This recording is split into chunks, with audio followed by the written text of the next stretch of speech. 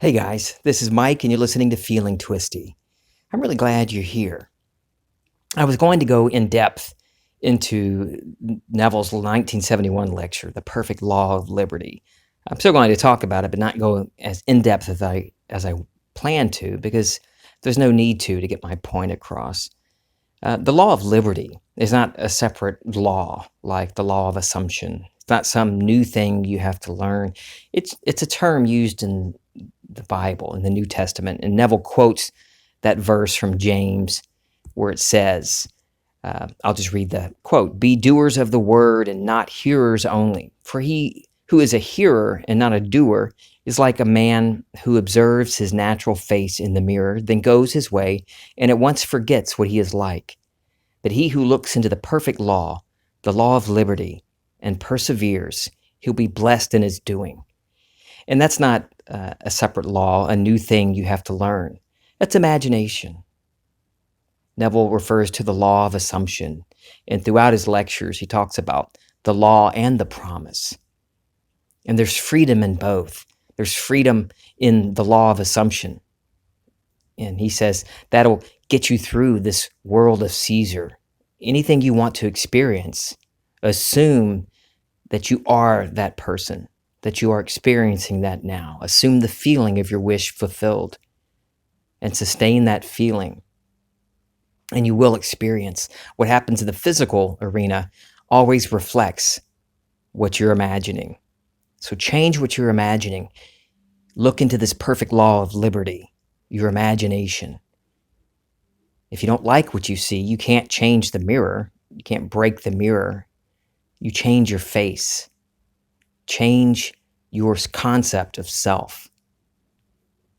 Also from this lecture, he says the rich man, the poor man, the beggar man, the thief are not different minds, but simply different arrangements of the same mind. There's only God in this world. So when you say I am and I say I am, it's the same God. But we have arranged the structure of our mind differently. We have different concepts of self. That's all. But not one is better because he is richer than the one who is poor. These are only different arrangements of the structure of the mind. A good friend of mine and I talk about the law and the promise quite often, mainly about the law. And it's funny now when we start to talk and he'll bring up something and he'll catch himself. He'll see the expression on my face and he knows the answer. He'll answer himself before I get a chance to say anything. He knows it always comes back to concept of self. And when I first met him, there was a lot of crap that he was holding on to. A lot of regret and shame. Shame over his sexual orientation and regret over choices he's made in life. And he was still identifying himself currently based on all of these things from the past. And every time we talk, I imagine lovingly for him. I revise what he's saying as he's saying it. I imagine him in a lovelier state, thriving financially and thriving in health and relationships in every way. I see him radiant and fulfilled. I love my friend. And every time we talk, I can tell the difference. These things that used to chain him down and imprison him are falling away. And I was talking to him today about that, how it's self-imprisonment. We put ourselves in prison, imprison ourselves with debt, this feeling of the inability to get out of it. We imagine ourselves poor or unhealthy, unloved.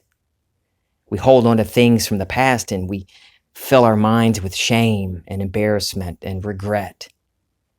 But all of that can be shaken off simply by moving into a new state of mind, a new state of consciousness. And it does not take work. It's not hard. It may seem that. I know from experience it could seem hard. But if you change your assumption about it being hard, it changes too. When we're thinking small and separate and that there is a God that's separate from us, if there is a God at all, things have to be difficult. We have to take the 12 steps to get to sobriety. We have to go through training to find salvation. You can't just be saved. You have to get communion and baptism and all of these things you have to do according to some rules we've laid down. And even studying Neville, I find folks that want to make it more difficult. No, it's got to be this way, and I have to do all of this. But you've been doing this all of your life, assuming things into existence, into your awareness, without effort. And this perfect law of liberty that the Bible talks about in that verse that Neville's referring to is your imagination.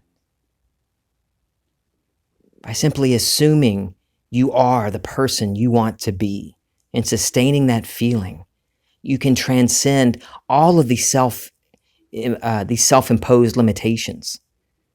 These things that you thought were stopping you, your financial status, your education, your sexual orientation, the country in which you live, your political party. None of that matters. Zero, unless you give it meaning. And the shit from your past, your regrets, and things that you are feeling shameful about will continue to confront you until you turn away from that and move into a new state of consciousness.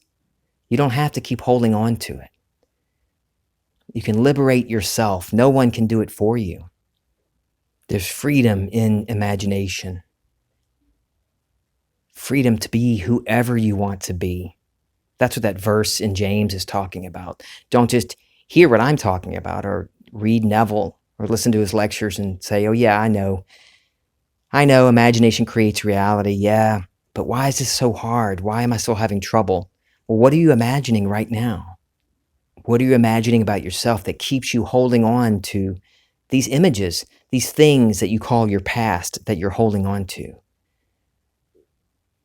Look into that perfect law of liberty. Look within, in imagination, in the eternal now, right now. What do I want to experience now? How would I feel at this moment if I were financially free? The only freedom that can ever be found is within. And once you experience freedom within, freedom from anything you think is binding you, that's keeping you back, holding you down, you turn within. Neville says, all you need is exactly what you have, for you have the mind of God. It's not a different mind, it's the same mind. And you simply rearrange the mind by a mere assumption. What would the feeling be like were it true that I am now the man I want to be, now the woman I want to be? And it is added, but persevere. You must persevere in it. Persevere is the same as persist. Both words used to mean struggle to me. Like I would hear those words and think, oh, that means it's going to be hard. I have to put up with shit to get through it, right? And persist, the first definition in the dictionary I use, it implies something like that. Continuing toward your goal in spite of opposition or how hard it is. But I like the second definition of persist. Continue to exist. Continue to exist. So I assume I am the person I want to be. I assume I'm already experiencing financial freedom or a loving relationship. And I persist in that assumption. I continue existing as that person. I'm no longer the other person. I'm no longer in my previous state of consciousness. I am now in this new state of mind where I see the world differently. I behave differently. I react differently. People, when I have mental conversations with people and they come up in my mind, and the old conversations I used to have with them mentally have changed because I'm a new person now.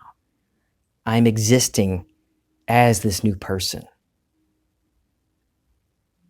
In Prayer, the Art of Believing, Neville says that whatever you want, if you assume the feeling of that wish fulfilled, assume you are that person now, and sustain that feeling, the state must be objectified that would have produced that feeling.